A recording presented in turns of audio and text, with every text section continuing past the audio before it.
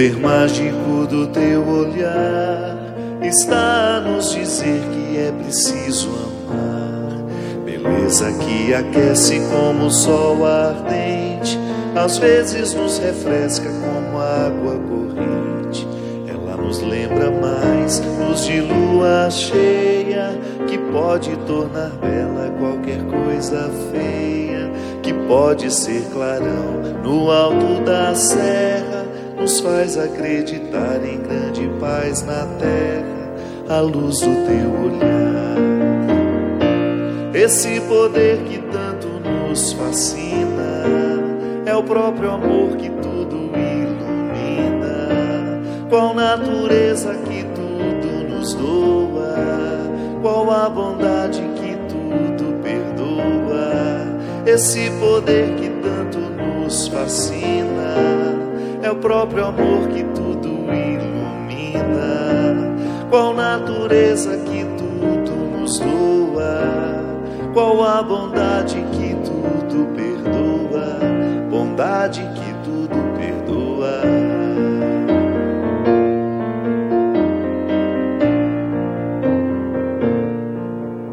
O poder mágico do teu olhar está a nos dizer que é preciso amar. Beleza que aquece como o sol ardente, às vezes nos refresca como água corrente. Ela nos lembra mais luz de lua cheia, que pode tornar bela qualquer coisa feia, que pode ser clarão no alto da serra, nos faz acreditar em grande paz na terra, a luz do teu olhar. Esse poder que tanto nos fascina é o próprio amor que tudo ilumina. Qual natureza que tudo nos doa, qual a bondade que tudo perdoa. Esse poder que tanto nos fascina é o próprio amor que tudo ilumina. Qual natureza que tudo nos doa, qual a bondade que tudo perdoa. Bondade que tudo perdoa.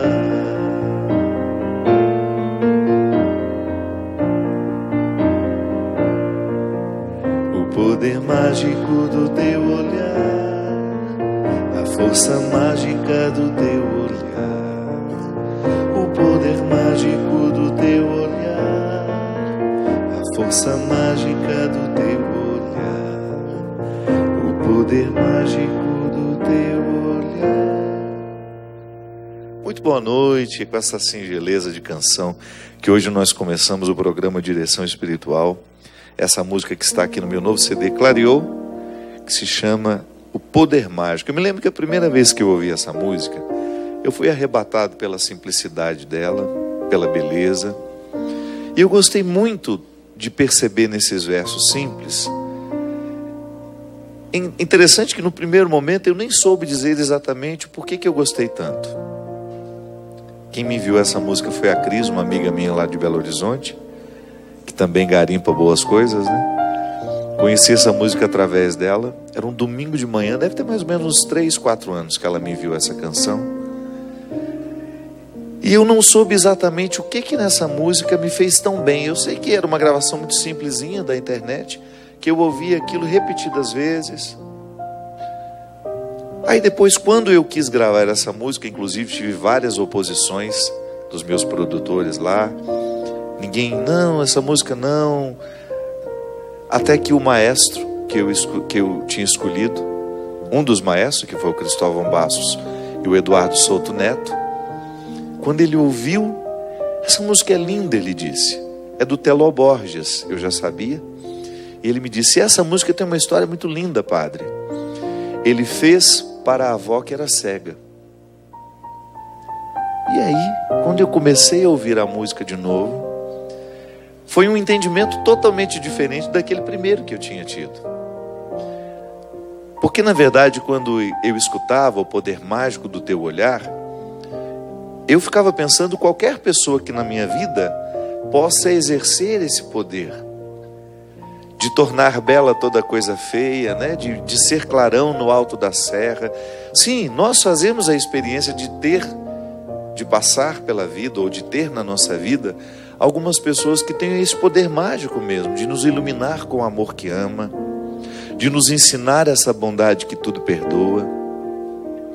Mas quando eu soube que era para uma senhora cega, aí eu entendi que nós estávamos falando de um olhar ainda mais profundo, né? Porque você não está falando apenas da beleza de um olhar, ou da delicadeza de um ser humano que lhe faz enxergar diferente. Não, nós estamos falando de um ser humano que precisou enfrentar a própria escuridão, a escuridão física, porque a cegueira é esse isolamento que nos coloca dentro de um contexto de escuridão, e que, superando esse contexto tão difícil de ser, né, vencido, de ser experimentado, acabou se tornando uma pessoa iluminada para a sua família.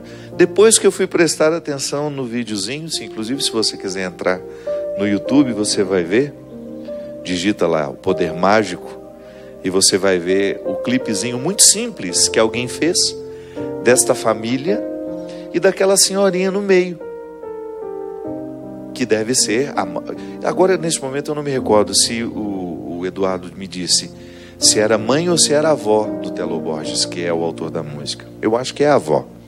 Ali você vai entender que aquela cena bucólica, simples, muito simples mesmo, de uma senhorinha no meio e aquela família toda ao redor. Aí a gente entende porque o poder mágico que agrega, que traz perto, que faz com que as pessoas estejam sempre... Porque isso é interessante, minha gente. Quando uma pessoa tem esse Deus vivo, natural em si, ela agrega naturalmente para perto dela muitas outras pessoas que querem viver a mesma experiência. Aí você entende o porquê que o Evangelho é contagioso. Que uma pessoa verdadeiramente convertida ao Evangelho, ela se torna um atrativo, não no sentido de superficial de ser uma atração, não, mas de provocar a atração, de ser um ponto de convergência. Sim, nós experimentamos muito isso dentro da nossa casa. Quando você identifica que existem algumas pessoas, geralmente é o pai, a mãe, ou uma tia, uma avó, alguém que tem essa força, esse carisma de agregar. Como Deus se utiliza dessas pessoas para harmonizar situações difíceis, criar paz num contexto de dificuldades, de ser aquela pessoa ponderada que nos ajuda a entender o meio termo. Essas pessoas são fundamentais na vida humana. E o bom é que essas pessoas, elas contaminam. A gente quer ser assim também. Quando a gente convive com uma pessoa assim, nós vamos vivendo um processo de assimilação do outro em nós. Eu que vivi muito tempo em comunidade, né? Comunidade religiosa, digo. Como é fácil identificar, no meio de tanta gente, aquela pessoa que tem o dom de conciliar, de ajudar a resolver conflitos. E você identifica logo também quem é o que causa confusão, quem é o mais difícil, quem é aquele que coloca empecilho em tudo. E aí você percebe que o jeito de ser é também um pouco fruto da escolha. Muitas coisas no meu jeito de ser não foram escolhidas por mim. Eu herdei, trouxe das influências dos que estiveram ao meu lado no momento em que eu estava sendo formado. Mas a gente sabe que entre aquilo que nos foi dado geneticamente e aquilo que nos foi dado socialmente, existe um espaço reservado para a escolha. Nós acreditamos nessa liberdade de você ter condições de escolher o que você quer ser, ou então de você pelo menos ter o direito de escolher um pouco daquilo que lhe foi dado, ou até mesmo nas suas determinações genéticas, do seu temperamento, de você ter o direito de administrar um pouco isso, né? Para você não ser refém do condicionamento que você acabou herdando. Então eu quero escolher ser também uma pessoa que provoca isso onde chega. Uma pessoa conciliadora, uma pessoa que harmoniza, que traz alegria. Isso é um fruto do Evangelho em nós. Da mesma forma como essa senhora foi para esta família, a ponto de inspirar uma canção simples, delicada e bonita como essa, nós também podemos ter este poder dentro de nós. Herdar as forças do céu, para que você também, na sua comunidade, na sua casa, no seu local de trabalho, você exerça este papel de ser alguém que traz Deus naturalmente para o seu ambiente, através do seu jeito de ser. Essa é a maior riqueza, minha gente, que nós cristãos podemos oferecer ao mundo. Não é o nosso discurso, não. O discurso ele é importante em alguns momentos. E você conta nos dedos as oportunidades que você tem de fazer discurso. No mais, a evangelização que nós realizamos é com as nossas atitudes. É essa oportunidade diária que nós temos de oferecer ao outro o que Cristo já fez no nosso coração. As barreiras que Ele já derrubou dentro de nós. Ou tudo aquilo que nós já conseguimos alcançar de nós, por força do empenho diário, de poder escolher entre aquilo que nos foi dado geneticamente e aquilo que nos foi condicionado socialmente. Esse espaço de escolha como uma oportunidade maravilhosa de você trabalhar o seu temperamento, de você vencer os obstáculos que você tem na sua história pessoal, que lhe foram dados por outras pessoas. É uma pergunta que eu gosto sempre de me fazer, né? O que eu causo nas pessoas quando eu chego num ambiente?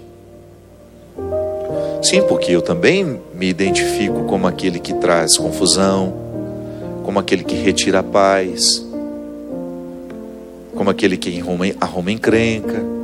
Sim, eu não estou livre disso. Mas eu não quero ser isso. Às vezes você percebe algumas pessoas tão acostumadas a serem assim, não se problematizam mais. O ambiente está bom quando ela chega, fica pesado, crítica demais, apurrinhadora, enjoada, aborrecida. Não precisa ser assim. Às vezes nós nos tornamos pessoas pesadas para os outros porque nós não temos sensibilidade de perceber que estamos assim, que estamos acostumados a ser assim. De tudo reclamamos, para todos reclamamos. Perdemos já não temos mais a percepção do quanto que nós reclamamos. E é claro que nós, sendo assim, nós nos tornamos um peso para o outro. Porque ninguém gosta de ficar ao lado de uma pessoa que reclama o tempo todo. Ou então nós nos tornamos fofoqueiros e já achamos natural fazer fofoca o tempo todo, comentar da vida alheia o tempo todo. Chegamos num ambiente, não provocamos outra coisa senão a fofoca. Não provocamos bons frutos, o que é lamentável. Nós desperdiçamos a oportunidade de transformar o ambiente com a nossa vida, com o nosso jeito de ser. E volto a dizer, quando nós vivemos os benefícios dessa transformação que o Evangelho nos traz, aqui inclusive tem uma passagem que eu gosto muito. São Paulo chama isso de trazer para a vida do homem a glória de Deus. Então eu, na oportunidade que eu tenho de substituir as minhas realidades humanas, que são naturalmente precárias, porque eu sou humano, por mais que eu consiga ser uma pessoa boa, eu sempre tenho a minha natureza humana que é invejosa, encrenqueira. Então eu tenho um contexto de realidades humanas que eu preciso administrar o tempo todo. Mas a minha vocação cristã me coloca na possibilidade de ter essa glória de Deus em mim. Mas eu preciso buscá-la. São Paulo diz assim: tudo é permitido, mas nem tudo convém. Tudo é permitido, mas nem tudo edifica. Ninguém busque o seu próprio interesse, mas o do outro. Podeis comer de tudo o que se vende no mercado, sem levantar nenhum problema de consciência. Pois ao Senhor pertence a terra e tudo o que ela contém. Se um não cristão vos convida para uma refeição e quereis ir, comei de tudo o que vos for servido, sem levantar nenhum problema de consciência. Mas se algum de vós disser: isto foi oferecido em sacrifício, não comais, por causa daquele que vos advertiu e por motivo de consciência, a consciência dele, não a vossa. Pois ele, para que deixar a minha liberdade ser condenada por uma consciência alheia? Se eu participo de uma refeição dando graças, por que seria eu censurado por aquilo pelo qual dou graças? Em suma, quer comais, quer bebais, quer façais qualquer coisa, fazei tudo para a glória de Deus. Não sejais motivo de tropeço para ninguém, judeus, gregos ou igreja de Deus, como também eu me esforço por agradar em tudo a todos, buscando não o que é vantajoso para mim, mas o que é vantajoso para o maior número de pessoas, a fim de que sejam salvas. Olha que interessante.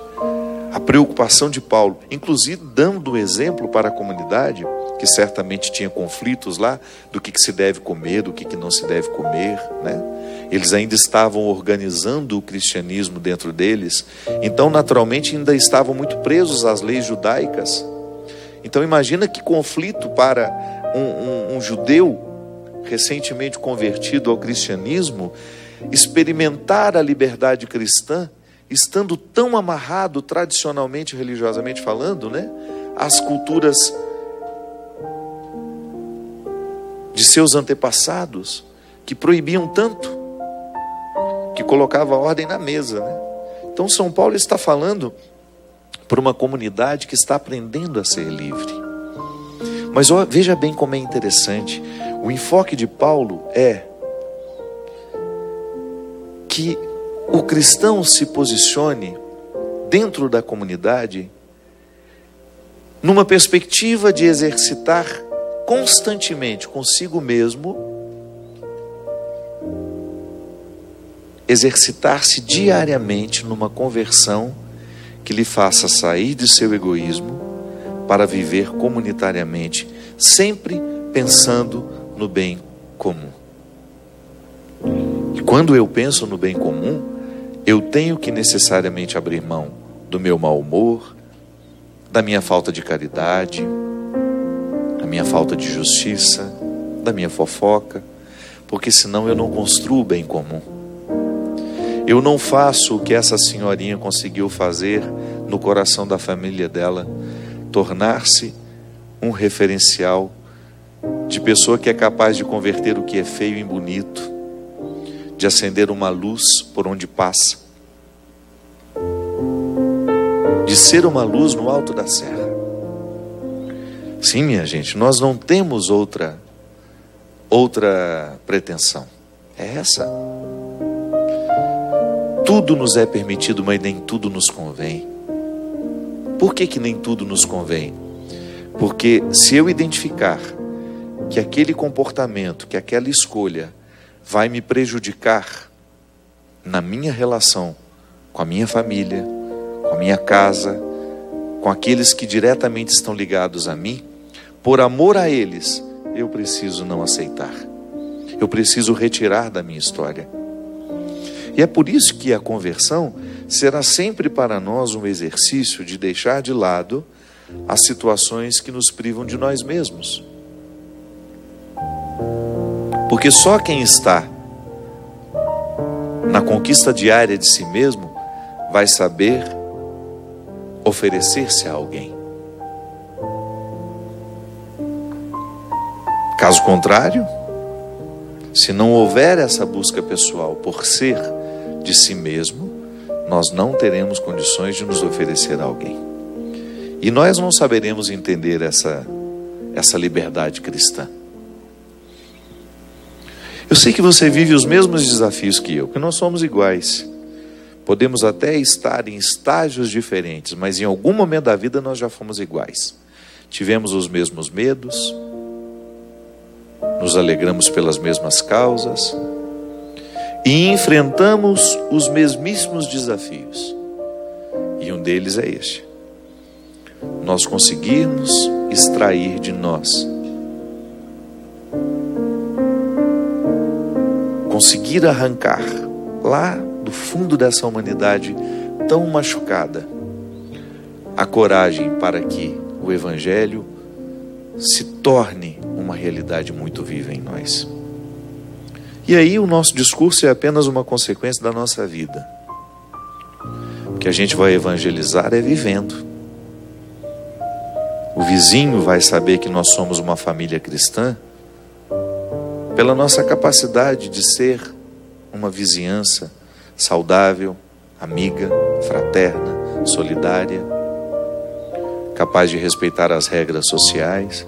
Eu canso de dizer isso aqui, né? Quando eu ponho fogo no meu quintal, além de prejudicar o meio ambiente, eu estou prejudicando a saúde de quem mora do meu lado. Quando eu ponho um som alto na minha casa, eu estou desconsiderando que de repente possa ter alguém precisando descansar do lado, que não gosta da mesma música que eu. Quando eu não sou capaz de viver socialmente as regras que tornam a vida suportável, eu estou abrindo mão do meu cristianismo. Cristianismo, minha gente, nos coloca educação, nos coloca gentileza. Então eu, antes de fazer um discurso, eu estou vivendo. E é vivendo que as pessoas vão me identificar como cristão ou não.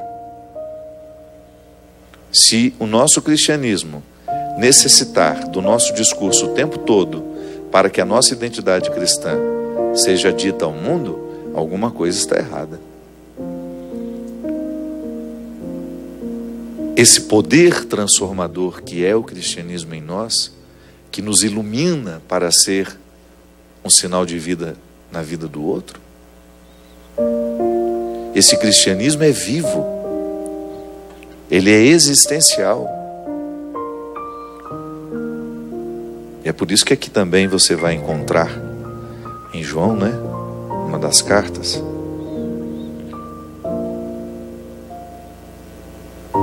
os cristãos serão reconhecidos pelo amor.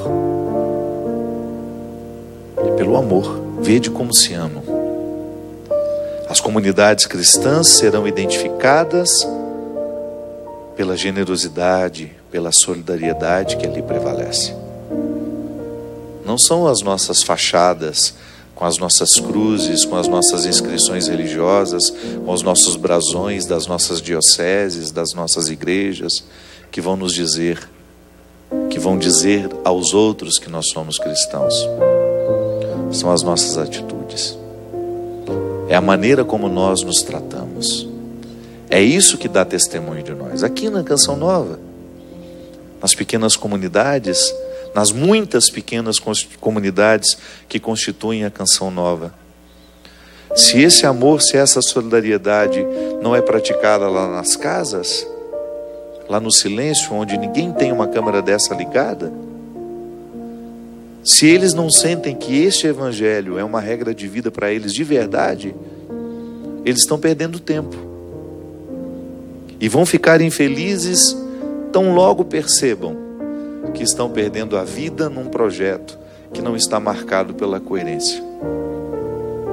E não é do outro que a gente exige isso não, viu? É da gente. Se eu perceber que a minha vida como padre não está favorecendo o meu cristianismo, eu preciso ter coragem de assumir isso para mim. Vou buscar outro caminho.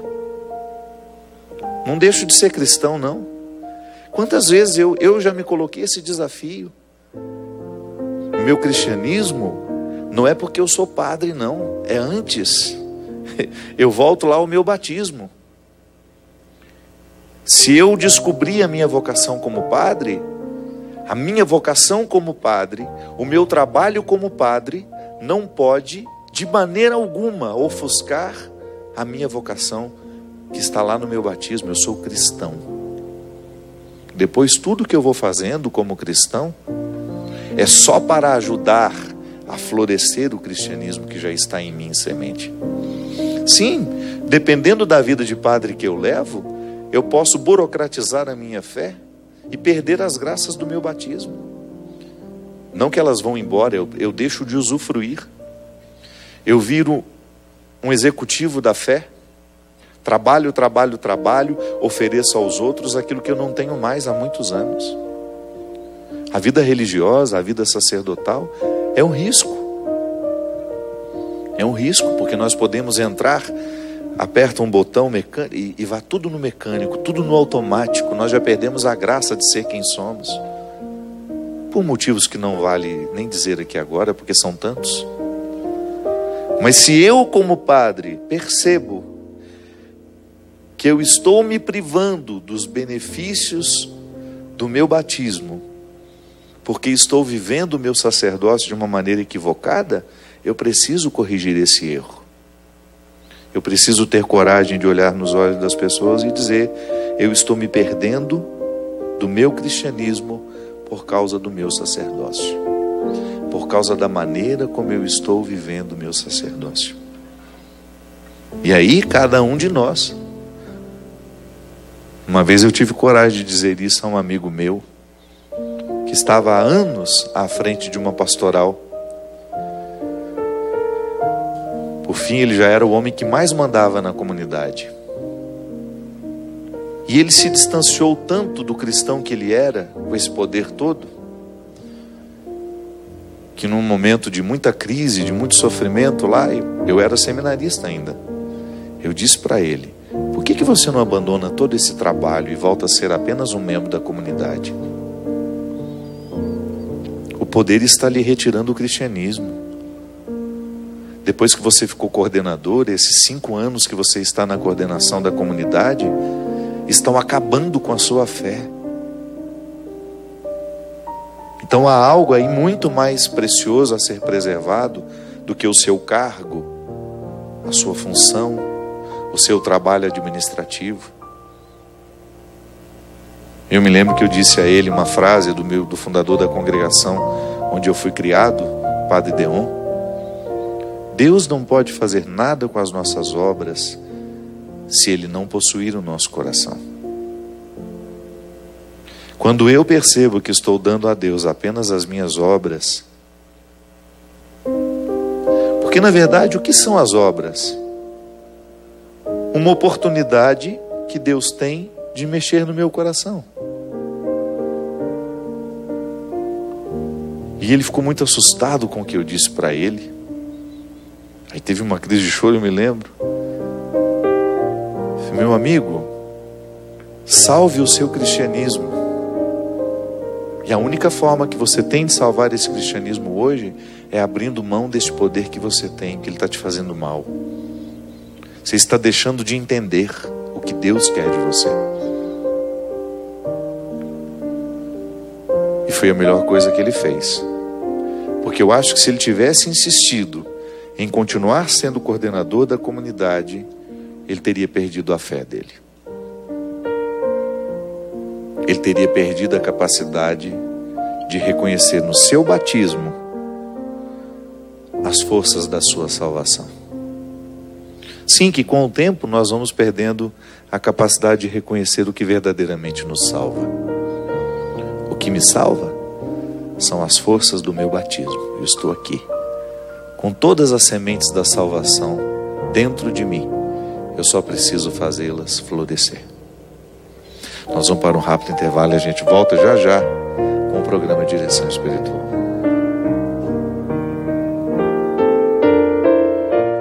Estamos de volta com o programa Direção Espiritual. Muito obrigado pela oportunidade que você nos dá de entrar na sua casa, de refletir com você.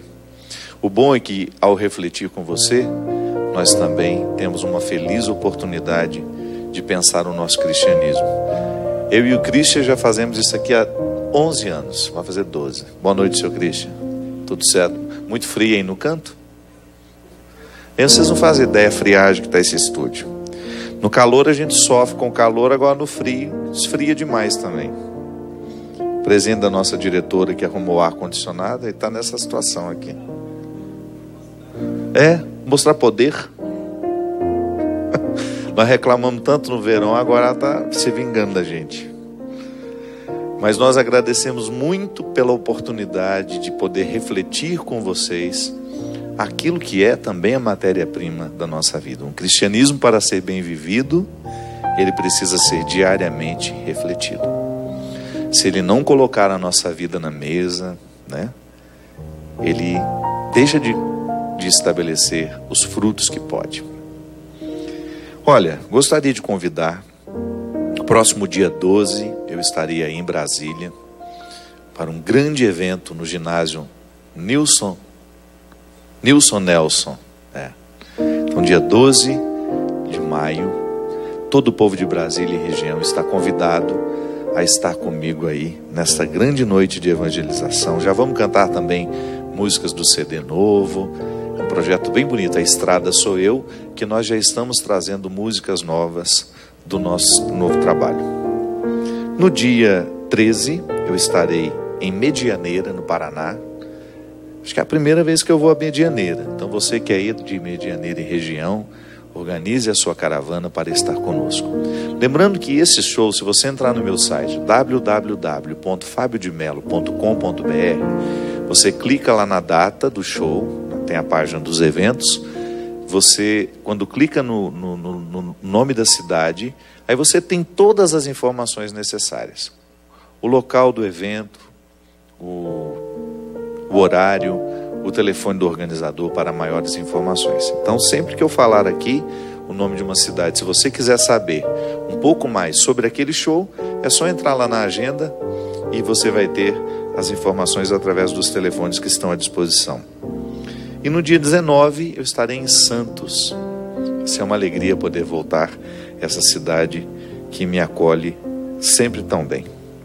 Eu estava dizendo aqui para vocês que o cristianismo, para ser bem vivido, ele precisa ser refletido, né? E para mim, é a oportunidade, a reflexão é a oportunidade que eu tenho de intensificar o florescimento do meu batismo em mim. Porque a teologia do batismo nos ensina, se você vai estudar com mais profundidade o que acontece na vida de uma criança quando ela é batizada, a primeira coisa que a igreja nos ensina é que ela recebe todas as graças, todos os dons para ser um bom cristão. Mas receber isso não significa que nós não temos de fazer mais nada ao longo da nossa vida. Não, pelo contrário. Eu já sou proprietário, né? Isso é, Deus me deu, inclusive a gente chega a dizer que são dons irrevogáveis. A igreja nos ensina que são dons que não podem ser retirados, mas podem ficar adormecidos dentro de nós. Então, eu tenho o dom de ser essa pessoa iluminada, que a gente estava dizendo no início do programa, até mesmo através dessa música. Nós temos o dom de transformar, de fazer milagres. Jesus, eu acho tão interessante aquela passagem de Jesus, quando ele diz que nós teremos o poder de fazer isso e ainda mais. Jesus fala isso para os discípulos justamente no momento em que ele está... Os discípulos presenciaram muitos milagres, viram grandes feitos. E ele fala, olha, vocês serão capazes de fazer coisas ainda maiores. Então nós somos capazes disso tudo.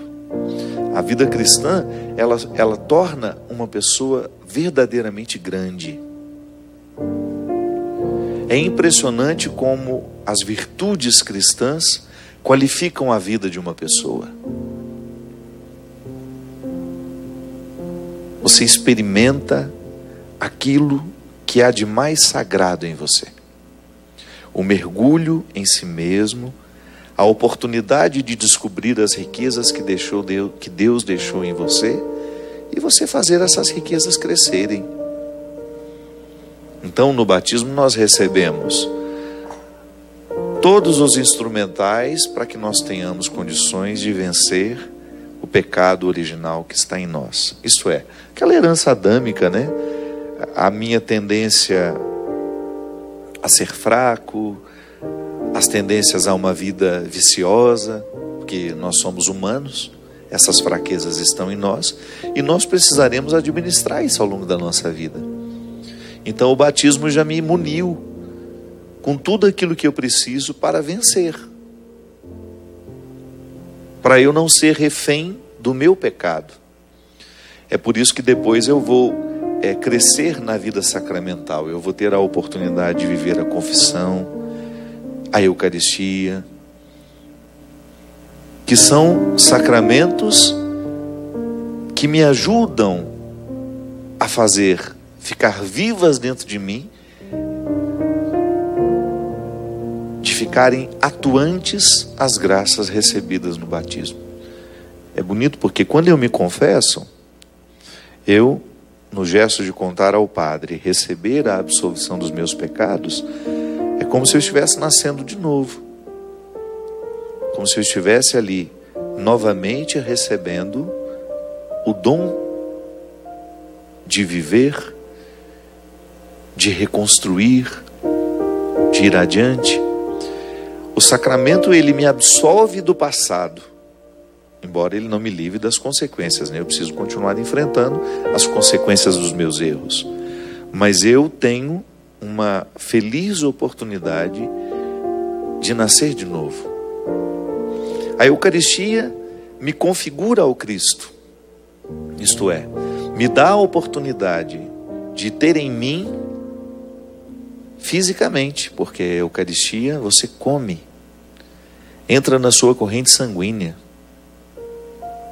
São significados belíssimos. A presença real de Jesus, tanto na palavra quanto no pão e no vinho, transformados em corpo e sangue de Cristo, nos dão a oportunidade de ter Deus dentro de nós. O mistério da encarnação continua em nós. Então eu saio da igreja, participei ali da missa, eu saio da igreja e levo o Cristo comigo. Isso é muito sério, né, minha gente? O Cristo vive em mim, Ele anda nos meus passos, Ele fala com a minha boca, Ele sorri com o meu sorriso, Ele olha com o meu olho.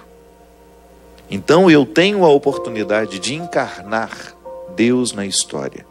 Eu levo este Deus por onde eu vou. Por isso que a gente estava dizendo que quando na nossa vida, nas nossas comunidades, a gente não percebe no outro essa vivência cristã, quando eu não sou também capaz de oferecer ao outro este Cristo que me habita, eu perco a oportunidade de tornar o cristianismo vivo. Eu perco a oportunidade de viver os benefícios do cristianismo, porque é tão mais fácil ser irmão do outro quando o Cristo é o nosso compromisso. Se o outro está levando a sério o seu batismo, a sua vida cristã, é muito mais fácil ser irmão dele, porque ele é naturalmente mais compreensível, ele é naturalmente mais justo, ele é naturalmente mais amoroso, mais solidário. E se eu também estou vivendo a mesma condição, é muito mais fácil estabelecer essa relação humana e passar por cima daquilo que é precário em nós. É por isso que dentro das comunidades que se dizem cristãs, é muito mais causa de escândalo para os outros quando nós erramos, do que para aqueles que não estão nem aí para o Evangelho. Nós precisamos ficar muito atentos, porque os nossos erros causam verdadeiras destruições naqueles que nos observam, né? Padres que falam mal um do outro, que são cruéis uns com os outros, que não praticam a caridade uns com os outros, que se invejam e que por causa da inveja que sentem, falam mal nas oportunidades que têm. Isso é um contra-testemunho horroroso da nossa parte. Toda vez que eu me deixo mover pelas minhas mesquinharias, e falo mal de um irmão meu no sacerdócio, eu estou dando um contratestemunho terrível. Aquele que me escuta deve pensar isso, né? Onde será que está o Cristo neste homem que se diz padre? Onde é que está o compromisso dele com esse evangelho que ele diz que é tão verdadeiro nele?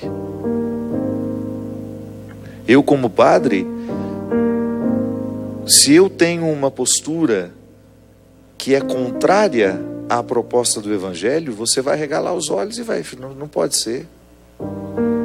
Não é moralismo, não é fingimento, não é isso não. É meu compromisso. Ninguém me obrigou a ser padre. Mas a partir do momento que eu sou, o meu primeiro compromisso é radical isso em mim. É que o Cristo tenha a oportunidade de crescer na minha história, na minha vida, para que o meu sacerdócio não seja apenas no momento que eu estou no altar, não, é em todos os instantes. No meu acolhimento às pessoas, no meu respeito àquele que passa por mim, na minha fila para entrar no avião, na fila para entrar em algum espaço, para estar com alguém, em toda e qualquer oportunidade. Agora, se eu não presto atenção nesse meu dia a dia, é possível que eu me entregue aos vícios e que eu vá viver da pior forma possível. E isso dizendo que sou um cristão. Por isso que eu dizia no início, que se eu perceber que a minha vida sacerdotal começou a ser um obstáculo à minha vida cristã, eu preciso fazer alguma coisa. Quem dera nós tivéssemos a honestidade para reconhecer isso. Talvez nós teríamos mais coragem de abrir mão daquilo que de fato está nos atrapalhando a viver o nosso cristianismo. Falo isso porque somos tantos, né, que estão apegados ao poder que temos. Em todas as instâncias. Você pega uma vida comunitária, alguém é chefe ali, se apega ansiosamente a esse poder, corre-se o risco de perder o que de fato Deus quer, que é colocar-nos na dinâmica de uma vida de santidade. Então eu, como padre, você aí na sua comunidade, dentro da sua casa, o primeiro compromisso que você tem com o evangelho é que esse evangelho entre na sua mente, entre no seu coração e que ele lhe faça bem. Para que você seja um irmão melhor, para que você seja um esposo melhor, uma esposa melhor, um amigo melhor, um namorado, uma namorada melhor, seja qual for o papel, uma mãe, um pai. Nós queremos o evangelho, nós queremos ser cristãos, é porque nós acreditamos nos benefícios do ser cristão. Seremos melhores por ser cristãos. Seremos bem melhores, porque o evangelho nos dá muitas munições que passam pela nossa cabeça e pelo nosso coração, que são convicções que nos livram do egoísmo, da mesquinharia, da pornografia, da infidelidade. Eu, como um cristão, se eu vivo verdadeiramente, honestamente, os meus compromissos como cristão, eu sou uma pessoa mais fácil de lidar. Eu não vou querer prejudicar o outro com a minha palavra, com a minha atitude. Eu vou prestar mais atenção naquilo que eu posso fazer de bom do que naquilo que eu posso fazer de mal. Aliás, eu vou retirar a maldade da minha pauta. Não entra mais na minha vida. Não quero que entre mais. Isso é viver a radicalidade do evangelho. Não é ficar preso às regras, não. Porque senão daqui a pouco nós estamos voltando ao que Jesus condenou. Uma religiosidade desumana, cheia de regras, sem nenhuma caridade, sem nenhum senso de justiça. Nós vamos ressuscitar as práticas que fizeram Jesus morrer. que Jesus morreu também por questões religiosas. Ele criticou o sistema religioso do seu tempo, altamente legalista,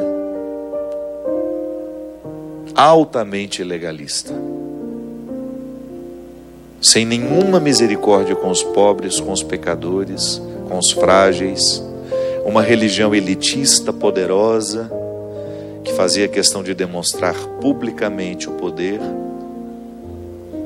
mas que nos bastidores o poder não era o serviço, não era o amor. Então nós corremos o risco de voltar ao legalismo do Antigo Testamento, de perder a oportunidade de viver essa revolução humana que o cristianismo nos propõe. E aí a gente se priva de ser esse poder mágico na vida de alguém. Esse poder que fascina, que causa encantamento, não para nos prender, para que os outros se prendam a nós, não, mas para que eles também se apaixonem pelo Deus pelo qual nós nos apaixonamos. Isso é fundamental, minha gente. Volto a dizer, o que eu causo quando eu chego? Eu levo as pessoas para Deus? Eu convenço as pessoas no meu ambiente de trabalho que a bondade é o melhor caminho?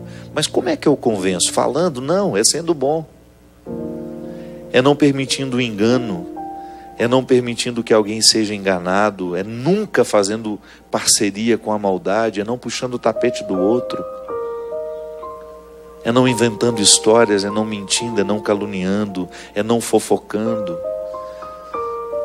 É sendo um construtor dessa harmonia, sendo um promotor da paz. É assim que eu vou convencer o outro. É assim que eu vou evangelizar, dando testemunhos com a minha vida. Que isso é tão fundamental nos dias de hoje, a gente ter a oportunidade de transformar o ambiente que a gente entra, de ser um elo de transformação naquele ambiente. Por quê? Por causa das convicções religiosas que nós temos. Se essas convicções religiosas não geram atitudes, volto a dizer, estamos naquela mesma situação que Jesus condenou, que Jesus não aceitou e criticou profundamente. Essa oportunidade, sabe, de olhar para o passado e de não permitir que os erros sejam atualizados em nós, é uma oportunidade muito feliz. Eu não quero atualizar na minha vida os erros que fizeram com que Jesus se posicionasse contrário e que depois até resultasse numa sentença de condenação para ele. Senão a morte de Jesus foi em vão, o sacrifício de Jesus foi em vão. É claro que quando eu falo aqui eu não estou condicionando, né? Em vão no sentido de eu, neste momento da minha vida, não honrar os motivos pelos quais o meu mestre foi sacrificado. Não é justo eu, depois de tantos anos em contato com esse evangelho, eu reproduzir na minha história atitudes que Jesus condenou naquela época. Seria muito vergonhoso para mim ser identificado como aquele que reacendeu os preconceitos do passado, ou aquele que reacendeu um discurso religioso que Jesus não fez questão de assimilar. Pelo contrário, combateu. É por isso que ele dizia, por isso que ele insistia tanto, que é no coração do ser humano que Deus mora, e é a partir deste coração que Deus se manifesta E todo e qualquer testemunho de Deus passará pela coerência deste coração, que, embora sendo fraco, auxiliado pela graça, possa viver os desafios de trazer Deus para a história através da nossa vida. É isso que eu desejo para nós, que a nossa luta seja sempre muito honesta. Se você hoje percebe que Deus não está tendo oportunidade de manifestar-se ao mundo através de você, converta-se. Tenha coragem de mudar na estrutura da sua vida tudo aquilo que possa dificultar esse Deus de estar presente através de você. Pense que Deus trabalha lá no seu trabalho através de você, que Deus mora na sua casa através de você, que Deus anda pela sua cidade através de você, e que fará coisas maravilhosas na vida de muitas pessoas através de você. Porque o poder mágico de transformar, de tornar uma situação mais bonita, está inteiro colocado no seu coração. Vamos pedir que Ele abençoe o nosso propósito e nos fortaleça sempre mais. O Senhor esteja convosco. Desça sobre nós, sobre os nossos corações, a bênção e a proteção do céu, do Deus Todo-Poderoso, Pai, Filho e Espírito Santo. Amém. Até a semana que vem, se Deus quiser.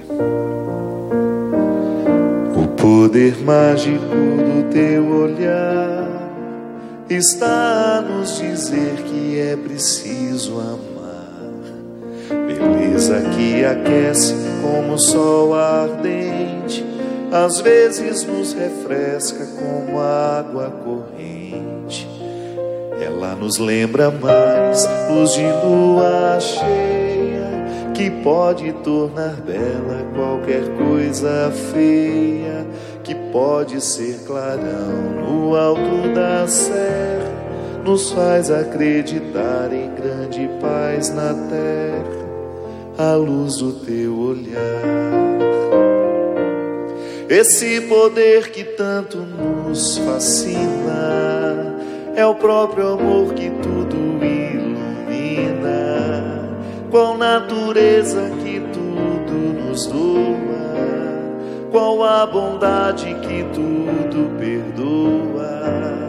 Esse poder que tanto nos fascina é o próprio amor que tudo ilumina, qual natureza que tudo nos doa, qual a bondade que tudo perdoa, bondade que